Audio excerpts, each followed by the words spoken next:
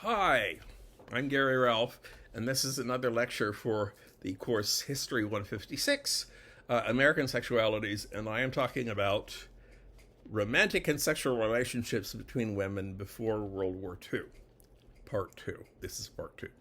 I was talking before about how up to 1900, up to the beginning of the 20th century, there were probably a lot of sexual or at least romantic relationships that women had with each other, which were under the radar because there was this general assumption in the 19th century that women didn't really have sexual feelings, or that if they had sexual feelings, a man had to come along and stir them up. So the idea that two women would have a relationship and be living together, a lot of men would look at it and say, oh, well, if they find a good man, then their sexual feelings will be stimulated and they will no longer be interested in living with another woman. Well, Freud changed all that, and people began to realize that everybody's got sexual desires, men and women, or women and men. Another thing that changes is during World War I, the men are going overseas to fight in the wars. Factories back in the United States, which are producing war material, are basically forced to hire women because there are not enough men to do all the jobs that need to be done in the factories. Women, for the first time in a long time, maybe for the first time in the history of the United States, are getting jobs that actually support them. I've been pointing out that in the 19th century, most of the jobs that women had were not jobs that were intended for a living wage. They were intended to supplement the wages of the husband, who was the real breadwinner. But now the husband is off fighting the war, or the men are off fighting the war, and women get jobs that are really, for the first time, jobs where they do interesting work and get decent pay. So women are able to live by themselves, even if they are not educated professionals. It's no longer just women who are, the deans of women's colleges and things like that who were able to live by themselves, or live with another woman. People who have jobs working in war factories are able to make enough money that they don't have to attach themselves to a man in order to have enough food to eat. This, of course, comes to an end when the men come back from the war, but the increasing independence of women continues. You're probably aware that in 1920, at the end of the war, women are granted the vote. And in various other ways, women become more independent, or allowed to become more independent. The 1920s in the United States, I didn't really talk much about this in the lecture about men. It's more significant, I think, for women. In the 1920s, we enter into a period of experimentation. There are a lot of people who are kind of saying, the past is gone and forgotten, the war has changed everything, we no longer have to live by the old rules. And there are other things that contribute to it. It becomes, for the first time, possible for most people in the United States to buy an automobile, for instance. Automobiles had been toys of the rich before World War I. Usually, if you bought an automobile, you hired a chauffeur to drive the automobile for you, and the chauffeur would live in an apartment above the garage, and he would be available 24/7 to drive you places and buy gasoline and things like that. But now you could buy a Model T Ford, which was so reasonably priced that practically everybody could buy one, which meant that if you were a family and you had an automobile, instead of the situation that you would see in the 19th century where the young kids would hardly ever get off the farm because they had no place to go. They would have to walk miles to see another person. Now the young kids can hop in the car and drive into town and see movies, which had not been available in the 19th century, and find out things about how other people were living in other parts of the world.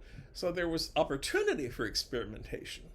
And there was also this feeling in the 1920s that you, in a way, had an obligation to experiment around and try things that hadn't been available to you before. And if you were somebody who said, oh, well, the old ways are good enough for me, everybody would say, move back to Cleveland. You're not with it, baby. And so you have in the 1920s women who are heterosexually experimenting. You have this image of the flapper, the 1920s woman who is not interested necessarily in getting married. She's interested in dating guys and having a good time with guys, but she's not necessarily interested in getting married and starting a family. And you also have, in sophisticated circles, in places like New York City, the idea that if a woman wants to experiment around with having sex with other women, what's wrong with that? You're pushing out the boundaries. Of course, for a lot of these people, the ultimate goal should be for a woman to get married to a guy. I'll talk about that in a minute. But in the short term, I would say in some of these sophisticated urban groups, the shameful thing would be not to experiment around. The shameful thing would be to say, oh, no, I can't do that because the Bible says no, or whatever it says. So you've got in the 1920s this cultural mood of trying things out. And one of the things that happens is the publication of novels and the performance of plays that deal with the topic of lesbianism. Actually, for some reason, there's more about lesbianism than there is about gay men interacting together. The most famous of these novels, grabbed the wrong sheet, is a novel that was published in 1928 in the United States by an English woman named Radcliffe Hall, and it is called The Well of Loneliness. And some 19th century fiction, you see this kind of hinting around, women having very close relationships. There's a guy, Henry James, wrote a novel called The Bostonians, which is basically about a Boston marriage. And the women all have very close relationships in the novel, but it's never explicitly said that they are romantically in love with each other or that they're having sex. Radcliffe Hall makes it very clear that the women in her novel are romantically in love, and they are having the same kind of relationships that a man romantically in love with a woman or a woman romantically in love with a man would have. It's a good novel. It's not a great novel. I've read it. People have criticized it for being kind of Victorian. It certainly was not written in a 20th century avant-garde way. But it's worth reading, and it presents a kind of negative view, what we would call in modern times, of lesbianism. It's sort of like, oh, these poor doomed people, they can never be happy.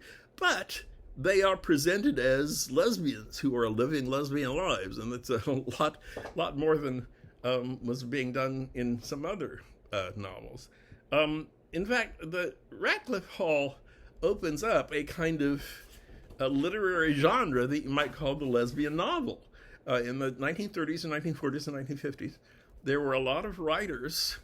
Some of them were men, some of them were women, mostly writing under pseudonyms, who churned out a bunch of these cheap paperback, what we used to call dime store novels, about lesbian relationships.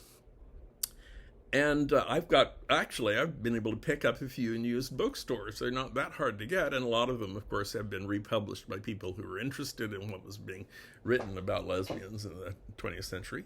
Why were these so popular? Well, to begin with, they were popular among lesbians because the lesbians wanted to read about themselves, even though these novels usually ended with the main character who had been behaving in a lesbian way kind of saying, oh my gosh, this is terrible, and she ends up in the arms of a man, and that's the happy ending.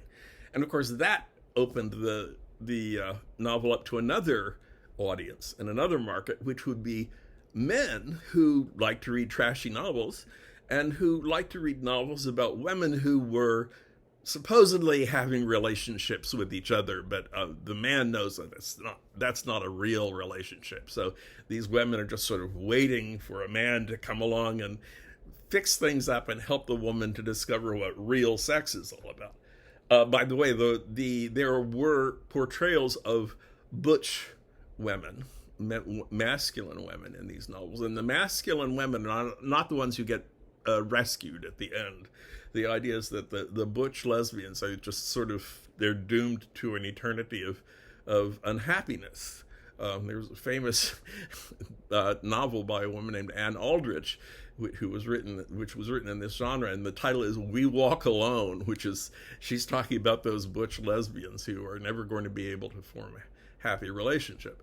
But the point is, there's at least a visibility. There are many, many lesbians who read these novels, and even though they have depressing portraits of lesbian life and unhappy endings, these women were saying, "Oh, okay, that's what I am. I'm a lesbian." And, they hadn't even had a framework to put it into before then. So in that sense, it was progress, although it wasn't very positive progress. One of the other things that's happening in the 1920s, and this is actually true for gay men too, is the community in northern Manhattan called Harlem becomes important for various reasons. Harlem was a neighborhood that had actually first been built in the 1890s and with the intention that upper-class white people would move into it. But then upper-class white people decided they didn't want to live in Manhattan at all. They started building houses on Long Island, and the developers were saying, "Oh, what are we going to do with all these fancy houses?" So they started renting and selling them to black people, and Harlem became the sort of black cultural center of the United States. You had very lively social movements emerging from Harlem. You had black newspapers that were cutting edge and discussing the issues of the day. You had professionals, lawyers and doctors who were living in black men and women who were living in Harlem. And you had, interestingly enough, a kind of open attitude towards sexuality, at least in places like nightclubs. And in fact, white men and women would go to Harlem in the evenings. They called it slumming because, of course, Harlem was not supposed to be a place for respectable white people to go. But there were entertainers who performed in Harlem, women who performed in drag, some of them quite famous. And there was it became a kind of resource, not only for black gay men and black lesbians, but also for white gay men and white lesbians. They would go to Harlem and feel accepted. One of the things that really hasn't been looked at a lot is the contribution of the black community to gay and lesbian history. One of the things that I read a paper about it when I was in college. You often hear lesbians referred to as dykes, which is it's like faggot or something like that. Some people choose to refer to themselves that way, but they would not probably want any non-gay person to refer to them that way. Most people don't know that the word dyke has an origin in the African American community, specifically in prisons. A woman who liked other women in prisons was referred to as a bulldagger. Not sure where that word comes from. As it continued to be used, and as it started to be used outside prisons, but still in the African American community, the word changed to bull dyke, and then shortened to dyke. With, at least when I was growing up, the idea was that any lesbian was a dyke, but that a dyke who was a butch lesbian, like the one I've been describing, would be referred to as a bull dyke.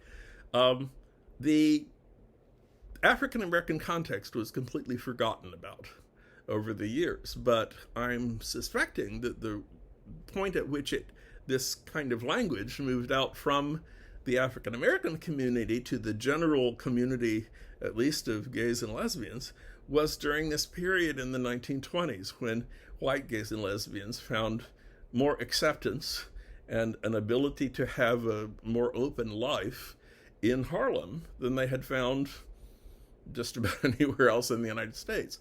Well, this is all brought to an end, unfortunately, with the Depression.